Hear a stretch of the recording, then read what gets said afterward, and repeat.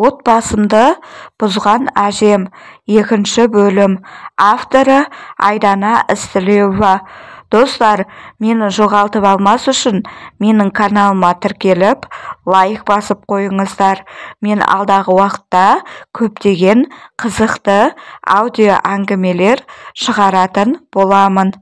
Көп ұзамай әкем барлық малды сатып, қаладан үй алып, әйелі шағын дүкен ашып алды.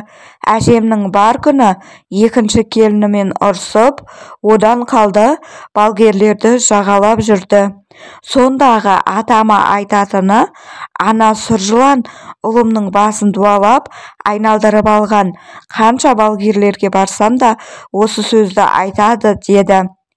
Әкемнің дуаланғанын естіп, таң қалып жүрдік. Десе де өзінен көрсін дегім-ақ келеді.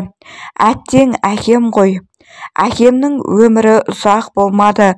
Көп ұзамай жүректен кетті деген хабарды естіп, қайғырып алдық. Әкемнің жаназасын шығарып, бәрі аяқталғанда, әжем 2 келінінің үйіне барып, тағы айқай-шу шығарды.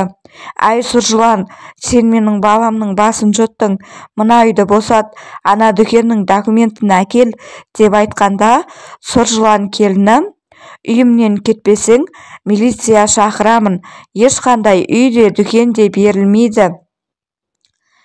Бәрі менің атымда деп құжаттарын көрсеткен. Әжем қарғыстан басқа не келер дейсің қолынан? Бір әйел үшін бізді жылатып, сүйіп қосылған алғашқы жарын құл етіп, өзінен безіндірген әкем өлді де қалды. Алланың жазасы шығар. 2 әйелі әкеме шынымен де дуа жасатқаны, немесе улап өлтіргені мәңгі жұмбақ болып қалдым. Біздің жағдайымыз бұрынғыдай емес. Әйтеуір ата-әжеміздің пенсиясымен өмір сүріп жаттық. Онан есік алдындағы бақшаның қызанақ қиярын базарға апарып сатамыз. Өмір осылай өтіп жатты. Арада жылдар өтіп, ағаларым есейіп, жұмыс жасап жүрді.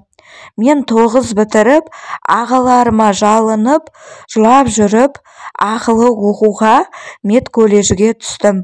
Әдеттегідей әжем қарсы болса да, үлкен ағама оқуымның ақшасын төлеп жүрді. Үлкен ағам анама ұқсаған, тым сабырлы, сөзге жоқ, сондай керемет жан. Астанада құрылыста жүріп, бар тапқанын маған салып тұрды. Өз қаламдағы шағын медколледжге түсіп, оқып жүрдім. Үйге бір жолмен барып, бір жолмен келетін мен жігіт дегенге көз салмай тыныш жүрген кезім еді.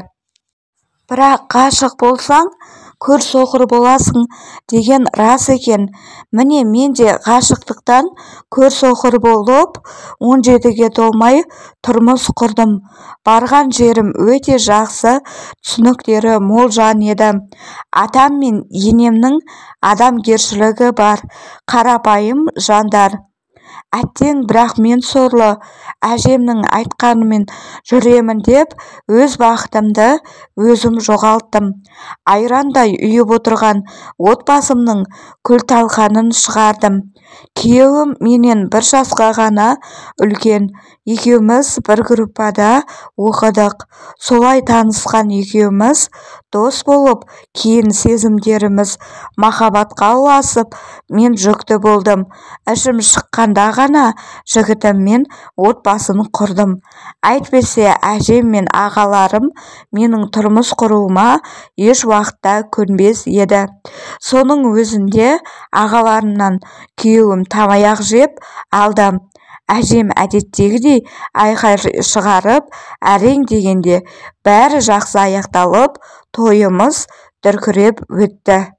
Жалғасы бар.